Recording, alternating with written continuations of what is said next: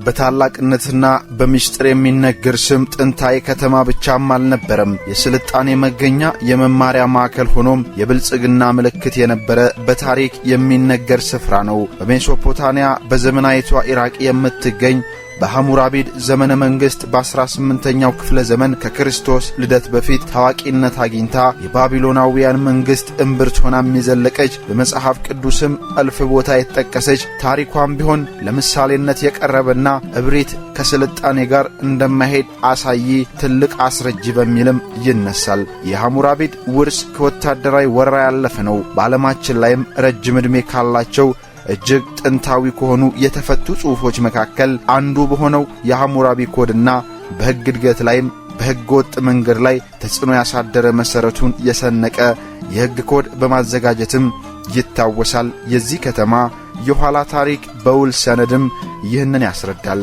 የባቢሎን አይረሴ ታሪክ። ውድ ቤተሰቦች የባቢሎንን ያልተሰሙ ታሪኮች ከዛሬ ገጿ ጋር በማዛመድ እያነሳን እንዘልቃለን። እስከዛው ይወዳጁን።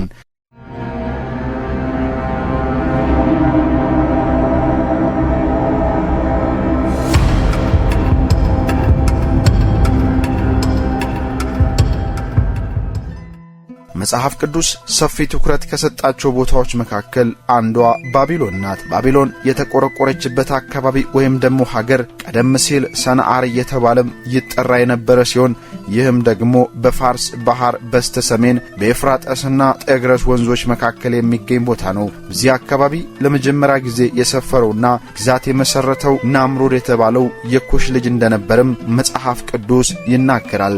ዘፍጥረት ምዕራፍ 10 ከቁጥር 8 እስከ 10 ያለው ገጽም ይህንን ታሪክ በውላዊ ሰነዱ ተርኮታል። መጽሐፍ ቅዱስ እንደሚለው ናምሩድ ማለት ሀገር አዳኝና አሳሽ የነበረ አዳዲስ ነገሮችን ለማወቅ ጥረት የሚያደርግ ምድርን የሚወድና አዳዲስ መሬቶችን ለመውረርና ለማየትም ራእይ የነበረው ስለመሆኑም ያነሳል። እርሱም ከክርስቶስ ልደት በፊት ከ2500 እስከ 2000 በነበሩት ዓመታት መካከልም በዚህ አካባቢም የባቢሎንን ከተማ ሊቆረቆር እንደቻለ መጽሐፍ ቅዱስ ሰፊ ትኩረት ከሰጣቸው ቦታዎች መካከል አንዷን ባቢሎን ናት በሚልም አያይዞ አንስቷታል። መጽሐፍ ቅዱስ እንደሚለው ናምሩድ አገር አዳኝና አሳሽ ነበረ። እርሱም ከክርስቶስ ልደት በፊት ከ2500 እስከ 2000 በነበረበት ዓመታት መካከል በዚህ አካባቢም የባቢሎን ከተማም ሊቆረቆር ችሏል በሚል ያነሳል። ምንም እንኳን ግንባታው ከክርስቶስ ልደት በፊት 2247 የተቆጠረ ቢሆንም የባቢሎን ግንብ የተገነባውም በዚህ አካባቢ ስለመሆኑ መጽሐፍ ቅዱስ አስረጅ ነው።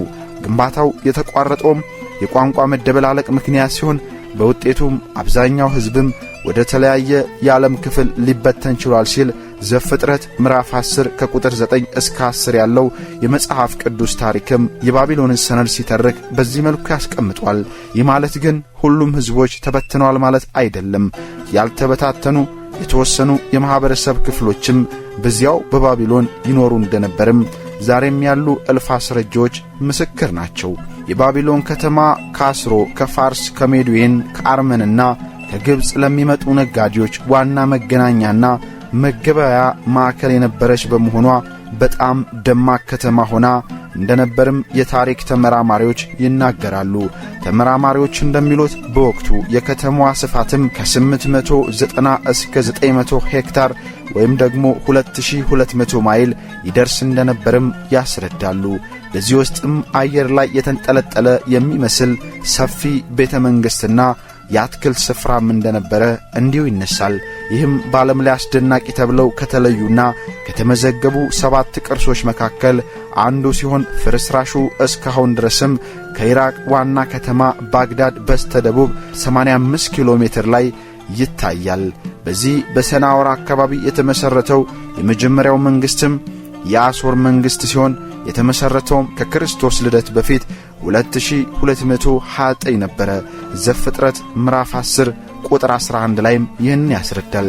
የዚህ መንግሥት የመጀመሪያው ንጉሥ አሹር ይባል የነበረ ሲሆን መቀመጫውም የባቢሎን ከተማ ነበረች።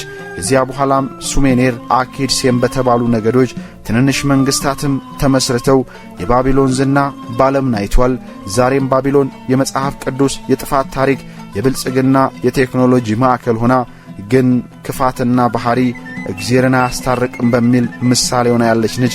ባቢሎን ጥንተ ከተማ፣ ጥንተ ታሪክ የተጫጫናት እነሆ በሰው ልጆች ውስጥ የመደበላለቅ ታሪክ ላይም እግዚአብሔርን ማስቀየም ምን ያህል ዋጋ እንደሚያስከፍል ማሳያ ተብላም የምትጠቀስ ከተማ ናት።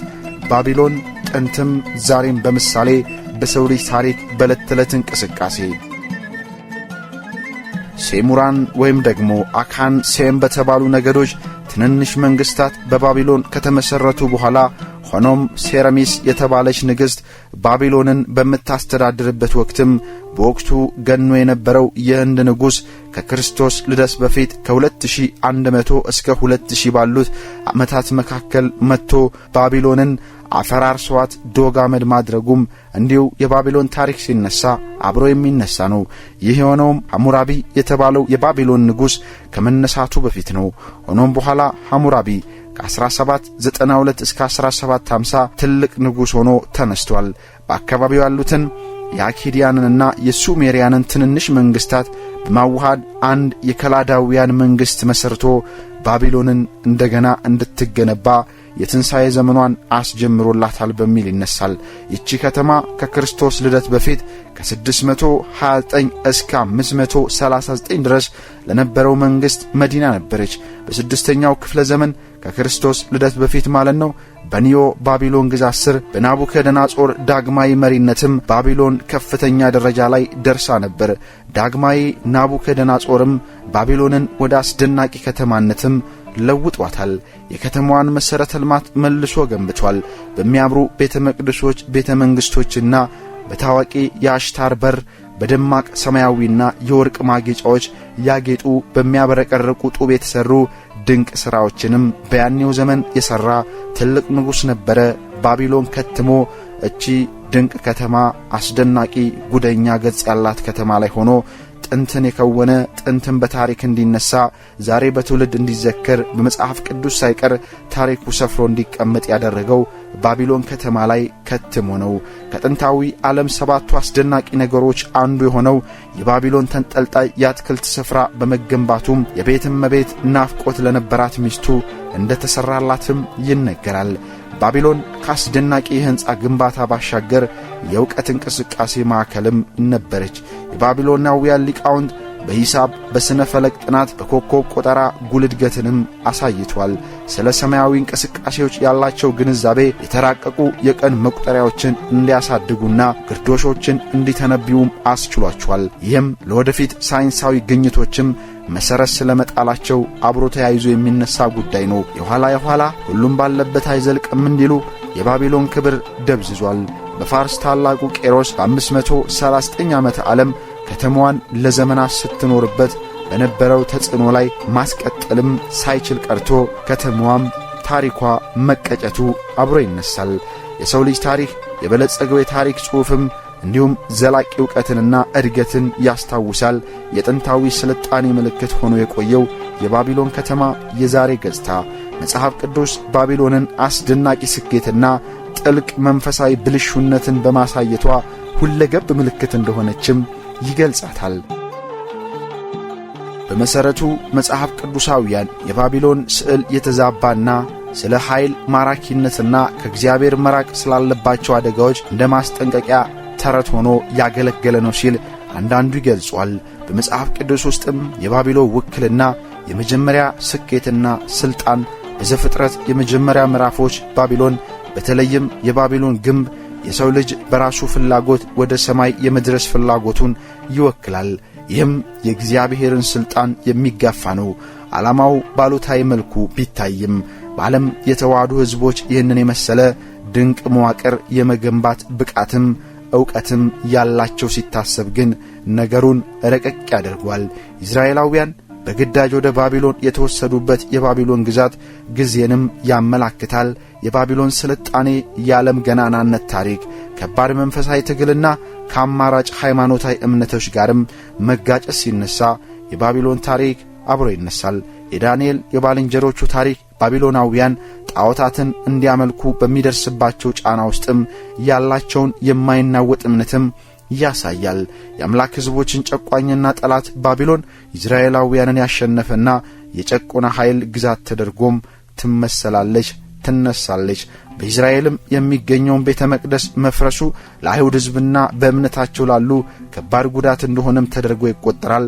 የዚህ የመፍረስ አደጋ ምክንያትም የባቢሎን ስልጣኔ የባቢሎን ከተማ የመናገሻዋ ላይ ሆነው ዓለምን ያንቀጠቀጡና እስራኤልን እንደ ባሪያ የገዙ እንደ መልአክ ራሳቸውን የቆጠሩ ፍጹም ኃይል አለን ባሉ ሰዎች ስለመሆኑም ይነሳል። በመጽሐፍ ቅዱስ እንደ ናቡከደነጾር ያሉ ምስሎች እንደ ኩሩና እብሪተኛ ገዢዎችም ቀርበዋል። በባቢሎን ታሪኮች ውስጥ ኃይላቸውም በመጨረሻ በእግዚአብሔር የተዋረደ ሆኖ መጨረሻቸው አላማረም እንጂ የዓላማዊ ኃይልን የሙስና ምልክት በአዲስ ኪዳን በተለይም በራእይ መጽሐፍ ውስጥም ታላቂቱ ባቢሎን የዓለማዊ ኃይል ሙስናና የሞራል ውድቀት ምሳሌያዊ መገለጫ ሆናም በውል ተቀምጣለች። ሰዎች ከእግዚአብሔር ሊርቁ የሚችሉትን የሀብትን የቅንጦትንና የፖለቲካ የበላይነትን አሳሳች ሽንገላንም ያመላክታል።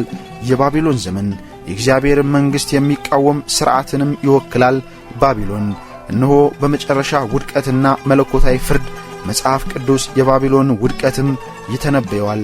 ሁለቱም ቃል በቃልም ከተማና ምሳላዊ አካል ተደርጎም ይነሳሉ። ይህም ውድቀት በክፋት ውጤትና የእግዚአብሔር ፍትሐዊነት ማሳያ ተደርጎም ተገልጦ ይገኛል። በጥሩ አነጋገር መጽሐፍ ቅዱስ በሰዎች ምኞትና መለኮታዊ ፍቃድ መካከል ያለው ውጥረትም ለመግለጽ ባቢሎንን ይጠቀማታል። ምድራዊ ኃይል ጊዜያዊ እንደሆነ ለማስታወስም ያገለግላል። እናም እውነተኛ ፍጻሜ የሚገኘው ራስን ከእግዚአብሔር ዓላማ ጋር በማስማማት ነው። የባቢሎን ታሪክ ቁጥጥር ያልተደረገበት ኃይሉ መንፈሳዊ ብልሹነትና የጽድቅ የመጨረሻው የድል አደጋዎች ኃይለኛ ምልክት ተደርጎም ይቆጠራል። መጽሐፍ ቅዱስ ባቢሎንን አስደናቂ ስኬትና ጥልቅ መንፈሳዊ ብልሹነትን በማሳየቷ ሁለገብ ምልክት እንደሆነችም ይገልጻታል። በመሠረቱ መጽሐፍ ቅዱሳውያን የባቢሎንን ስዕልም በማራኪነትና ከእግዚአብሔር መራቅ ስላለባቸው አደጋዎች እንደ ማስጠንቀቂያ የሚያገለግል ብርቱ ምልክት ነው። እስራኤላውያን በግድ ባቢሎን በተወሰዱ ጊዜም የባቢሎናውያን ግዛት ከባድ መንፈሳዊ ትግልና አማራጭ ሃይማኖታዊ እምነቶችም የሚጋጩበት ስፍራ እንደነበረም በውል በመጽሐፍ ቅዱስ ታሪኮች የተራቀቀ የአስተዳደር ግንዛቤና የፍትሐዊ ፍላጎትን አለማሳየት ፍጹም ባልሆነ መልኩም በሚተገበር የመንግሥት አስተዳደር ውስጥም ያሉ የላቁ ሥራዎችን በማሳየትና ጭቆናንና ሙስናን እብሪተኝነትንም በማሳየት ባቢሎን ምሳሌ ናት በሚል ይነሳል። የእነሱ ምልክት ለወደፊት የሥነ ፈለክ ግኝቶች መሠረት ጥሏል። እንደ የንግድና የባህል ማዕከል ሆና ያገለገለችው ባቢሎን ርዕሰ ከተማ ለምና ስልታዊ ጠቀሜታ ባለው ክልል ውስጥም ባቢሎን የንግድና የባህል ልውውጥ ማዕከል ሆናም አገልግላለች። በተለያዩ የጥንታዊ ዓለም ክፍሎችም ነጋዴዎች፣ የእጅ ባለሙያዎችና ምሁራንን በመሳብ አዳዲስ ፈጠራዎችንና የእውቀት ስርጭቶችን በማስፋፋት ላይ የነበረች ትልቅ ታሪክ ያላት ናት በሚል ትነሳለች። ባቢሎን ከተማ ተጽዕኖ የተደረገባቸው አርኪቴክቸሮችና ስነ ጥበባት የባቢሎናውያን አርኪቴክቸሮች እንደ ዚጋሪት ባሉ ግዙፍ አወቃቀሮች ተለይተው የሚታወቁና ውስብስብ በሆኑ እፎይታዎች አሊያም ደግሞ እይታዎችን በሚያብረቀርቁ ጡቦች ያጌጡ ሲሆን በአካባቢው ላይ ዘላቂ ተጽዕኖም ጥለው ያለፉ ዛሬ ድረስ ለዓለም የኪነ ሕንጻና አርኪቴክቸራል ንድፎችም መሠረት ስለመሆናቸው አብረው ይነሳሉ። በመሠረቱ ባቢሎናውያን ታሪካቸው እልፍ ነው። በዓለም ውስጥም ያላቸው ተጽዕኖና ሕያውነትም አስፈሪ የአካባቢ ክህደትንና ርኅራኄ የለሽ የመሠረተ ልማት ችልተኝነት ባቢሎን አስፈላጊነትን እየቀሰቀሰች ስትመጣ ቦዮችን፣ ቤተ መቅደሶችንና የሕዝብ ሕንጻዎችን ጨምሮ መሠረተ ልማቶችንም አፈራርሳ ዛሬ ላይ ችልተኛ ኢኮኖሚ ለመገንባትም የማትችል ሆና በምሳሌ የምትጠቀስ ብኩን ከተማ ናት። ዕውቀት ቢኖራት እግዚአብሔርን ያላከበረች በሚል ይነሳል። ከተማዋ ተደጋጋሚ ወረራ ተደርጎባት ስትያዝም ቀስ በቀስ የበላይነቷን እያጣች ለመሬቶቿን በጨዋማነት የተጠቁና የሕዝብ ቁጥሯም እየቀነሰ ሄዶ የባቢሎንም ግዑዝ ግዛት ውሎ አድሮ ድብዝብዝ ሳለም ባህላዊና ምሁራዊ ውርሷ ጸንቶ በሕግ በሳይንስና በስነ ጥበብ ላይ ተጽዕኖ አሳድሯል።